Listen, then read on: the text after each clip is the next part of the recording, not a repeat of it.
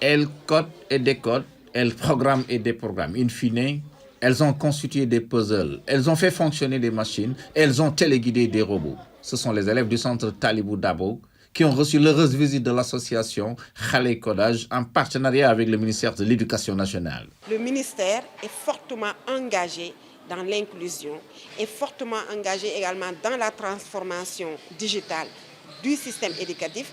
Et quand on dit système éducatif, les centres à besoins spéciaux en font partie, dont Talibou Dabo.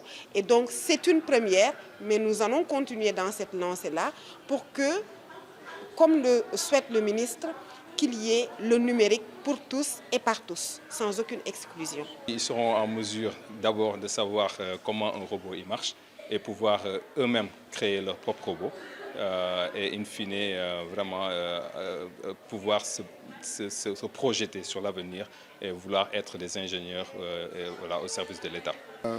C'est tout simplement impressionnant et cela va en droite ligne avec la vision du chef de l'État qui, justement, pour la promotion des sciences et de la technologie, nous a récemment instruit d'instituer justement le concours national des sciences et technologies. Ces jeunes pensionnaires porteurs de handicap, qui rien au début ne les présageaient à la manipulation de tel outil technologique, ont fini par aimer le jeu. Bon, cette formation déjà est une formation bénéfique pour nous, élèves en situation de handicap. Et ça nous a permis de découvrir beaucoup de choses.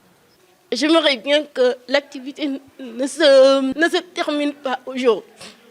J'aimerais bien que l'État ou le ministre de l'Éducation s'investisse plus sur l'utilisation des outils numériques.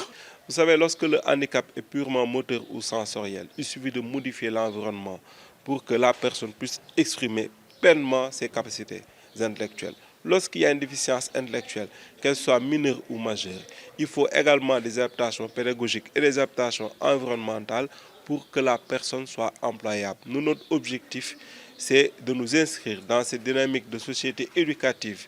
Venu spontanément se joindre à l'activité, le ministre de l'Éducation nationale s'est dit très touché d'avoir passé des moments d'émotion, mais aussi très séduit par l'ingéniosité des élèves. Et nous avons été interpellés aussi bien par les élèves eux-mêmes que par le personnel pour demander au gouvernement de renforcer sa présence, de renforcer l'accompagnement. Et nous avons pris l'engagement, au nom du gouvernement tout entier, d'être présents à leur côté. Les filles et les garçons ont réalisé de beaux projets et se sont familiarisés avec l'univers de la robotique et du codage. Cette initiative constitue un levier essentiel pour garantir l'égalité des chances et favoriser la participation de tous les élèves, y compris ceux en situation de handicap, aux dynamiques éducatives et technologiques.